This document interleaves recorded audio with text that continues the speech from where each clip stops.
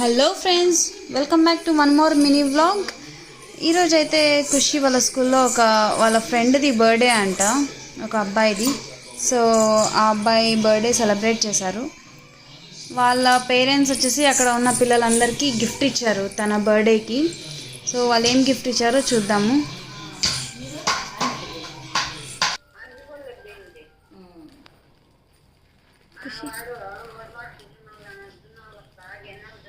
ఏమి ఇచ్చినారమ్మా?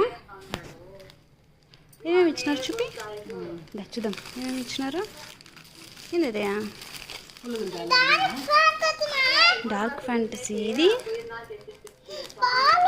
బాల్, అది బర్ఫీ, ఇదే అదేంది